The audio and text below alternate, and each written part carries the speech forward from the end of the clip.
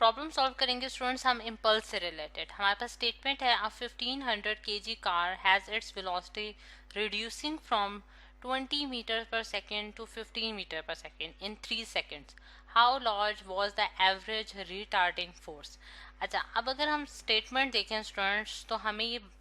बताया जा रहा है कि हमारे पास एक कार है, ठीक है, जिसका हमें मैस गिवन है, यानी कि वो 1500 kg की हमारे पास एक कार है और वो एक ख़ास बताइए कि उसकी स्पीड से जो है वो मूव कर रही है, लेकिन उसकी स्पीड में रिडक्शन आ रही है, यानी कि वो डिक्रीज हो रही है from 20 meter per second to 15 meter per second. यानी कि अगर आप देखें कि हमारे पास, यहाँ मैं उसका मैस भी लिख देती हूँ, ये हमारे पास एक कार है,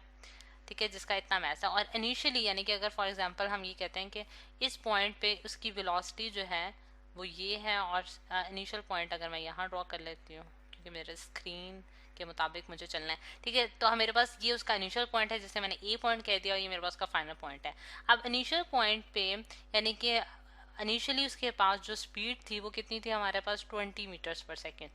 ठीक है, 20 मीटर पर सेकेंड से वो रिड्यूस होके कितने कहाँ तक पहुंची है, हमारे पास 15 मीटर्स पर सेकेंड में। और कितने टाइम इंटरवल में, यानी कि यहाँ से यहाँ पहुंचने में उसने कितना टाइम लिया, जस्ट 3 सेकेंड्स लिए हैं। तो हमने वो रिटार्डिंग फोर्स फाइंड आउट करनी है जिसने इसकी स्पीड को रिड्यूस कर दिया। यानी कि आप देखें कि हम कैसे, कार अगर मूव कर रही हो तो हम उसकी स्पीड को किस तरह से रोक सकते हैं। डेफिनेटली हम ब्रेक्स अप्लाई करेंगे जिसके ज़रिए जो है उसकी स्पीड में कमी आएगी। तो वो ब्रेक्स जो है वो बेसिकली एक फोर्स अप्लाई कर रही होंगे अगेंस्ट इट्स मोशन, तो जिसकी वजह से हम उसे क्या कहते हैं, रिटार्डिंग फोर्स कहते हैं, और वो फोर्स जो है वो हमने कैलकुलेट करनी है। अब डाटा में सारी जो गिवन इन्फॉर्मेशन है स्टूडेंट्स हम उसको कलेक्ट कर लेते हैं कि हमें मैथ्स गिवन है जो कि हमारे पास क्या है 1500 kg है, और फिर उसके बाद हमारे पास इनिशियल वेलोसिटी हमें गिवन है जो कि हमारे पास 20 मीटर्स पर सेकेंड है। फाइनल वेलोसिटी भी हमें गिवन है जो कि हमारे पास 15 मीटर्स पर सेकेंड है, और हमें टाइम भी गिवन है कि कितने टाइम इंटरवल में ये चेंज प्रोड्यूस हुआ है, वो वहाँ पर 3 सेकेंड्स है,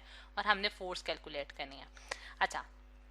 अब हम सोल्यूशन की तरफ आते हैं स्टूडेंट्स कि हम इस प्रॉब्लम को किस तरह से सॉल्व कर सकते हैं।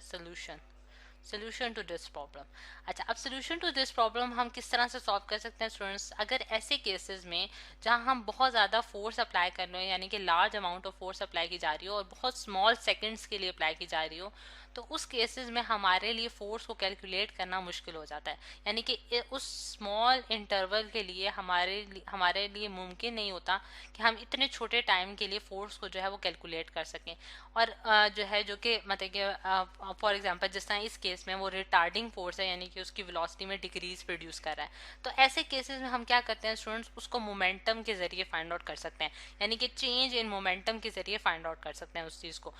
और अगर हम एक स्पेसिफिक इंटरवल के लिए उसको फाइंड आउट करें स्टूडेंट्स, यानी कि एक जिस तरह से इस केस में हम लोग 3 सेकंड्स के लिए उसको अप्लाई कर रहे हैं और उस पर्टिकुलर टाइम के लिए हम फोर्स की वैल्यू कैलकुलेट करना चाह रहे हैं, तो उसको हम क्या कहते हैं, उसको हम इम्पल्स कहते हैं। यानी कि उस टाइम में हम फोर्स और टाइम का मल्टीपल लेके और उसको हम इक्वेट करते हैं to the change in momentum, तो उसके ज़रिए जो है वो हम इसकी वैल्यूज़ जो हैं वो कैलकुलेट कर सकते हैं। यानी कि हमारे पास जो इम्पल्स होती है वो हम कैसे लिख सकते हैं students, F cross T is equal to M V F minus M V I. यानी कि हमारे पास ये जो चेंज इन मोमेंटम है, यानी कि फोर्स जो मोमेंटम है हमारे पास क्या है, मास और वेलोसिटी का प्रोडक्ट है हमारे पास, ठीक है, ये हमारे पास फाइनल मोमेंटम है, ये हमारे पास इनिशियल मोमेंटम है। तो अगर मैंने फाइनल में से इनिशियल माइनस किया तो ये हमारे पास चेंज को शो कर रहा है, यानी कि उसके मोमेंटम में जो चेंज आ रहा है वो हमारे पास किसके बराबर है, फोर्स और टाइम के प्रोडक्ट के बराबर है, और यही चीज़ हमारे पास इम्पल्स कहलाती है। अच्छा, अब इस चीज़ को हम एक और तरह से भी देख सकते हैं, एक और तरह से भी समझ सकते हैं स्टूडेंट्स, क्योंकि अगर आप स्टेटमेंट की तरफ आए तो स्टूडेंट्स उसने कहा है how large was the average retarding force, यानी कि आपने एवरेज रिटार्डिंग फोर्स की वैल्यू कैलकुलेट करनी है। अगर हम देखें स्टूडेंट्स के ऐसे बहुत सारे केसेस जहां हम लोग रिटार्डिंग या फिर हम फोर्स अप्लाई कर रहे हो, यानी कि कोलिजन्स हो रही हो, जिस तरह से अगर कोई बॉल हिट करती है ड्यूरिंग द मैच, अगर कोई बॉल हिट करती है बैट को, तो उस पॉइंट पे यानी कि बैट जो बॉल के ऊपर फोर्स अप्लाई कर रहा होता है वो वेरी कर रही होती है पॉइंट टू पॉइंट, यानी कि इंस्टेंट टू इंस्टेंट वो फोर्स वेरी कर रही होती है, और उस फोर्स को कैलकुलेट करना करना मुश्किल होता है, तो इसलिए हम हर इंस्टेंट पे उसकी वैल्यू जो है वो निकाल लेते हैं, यानी कि वहाँ वेरिएबल फोर्सेस का कॉन्सेप्ट आ जाता है। तो इसलिए हम क्या करते हैं कि उस केस में हम एवरेज फोर्स की बात कर लेते हैं, यानी कि एवरेज फोर्स हमारे पास, इस केस में हम एवरेज फोर्स की बात करेंगे और 3 सेकेंड्स के लिए उस फोर्स की वैल्यू जो है वो कैलकुलेट कर लेंगे। ठीक है, अब हमें सारी जो इन्फॉर्मेशन है जो कि हमें रिक्वायर्ड है फोर्स फाइंड आउट करने के लिए वो हमें मालूम है, तो हम वैल्यूज़ को इनपुट करते जाएंगे स्टूडेंट्स। एफ क्रॉस टी जो है हमारे पास 3 सेकेंड्स है, और एम जो है वो हमारे पास 1500 kg है, और उसको मल्टीप्लाई करना है हमने वी एफ के साथ, जो कि हमारे पास फाइनल वेलोसिटी 15 है, minus 1500 multiply by initial velocity हमारे पास कितनी है स्टूडेंट्स 20। ठीक है,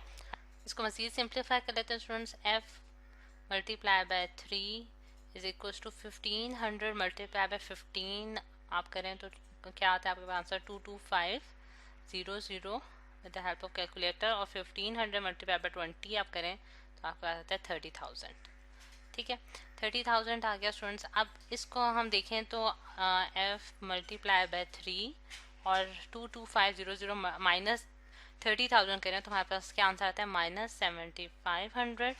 ठीक है, और f की वैल्यू क्योंकि हम निकालना चाहते हैं तो हम उसको 3 को जो है डिवाइड कर देंगे